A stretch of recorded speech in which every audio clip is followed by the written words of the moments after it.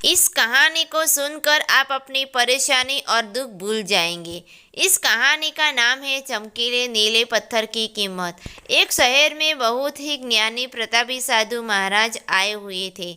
बहुत से दिन दुखी परेशान लोग उनके पास उनकी कृपा दृष्टि पाने हेतु आने लगे।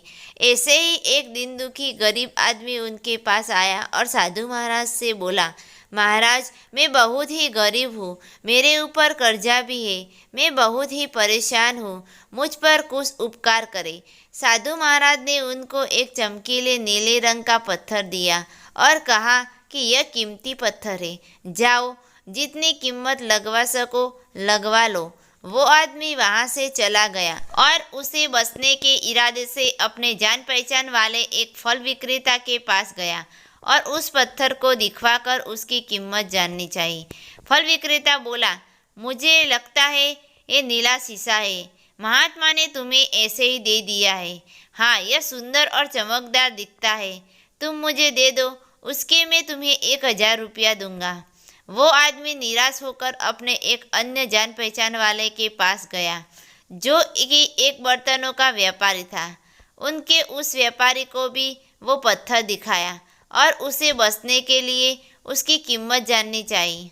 बर्तनों का व्यापारी बोला, यह पत्थर कोई विशेष रत्न है, मैं इसके तुम्हें 10,000 रुपये दूंगा।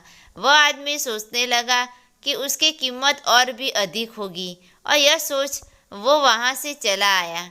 उस आदमी के इस पत्थर को जब एक सुनार को दिखाया, सुनार ने उस पत्थर को ध्यान से देखा और बोला कि ये काफ़ी कीमती है, उसके मैं तुम्हें 1,00,000 रुपये दे दूंगा।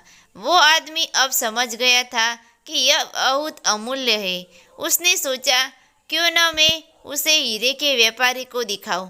यह सोच वो शहर के सबसे बड़े हीरे के व्यापारी के पास गया।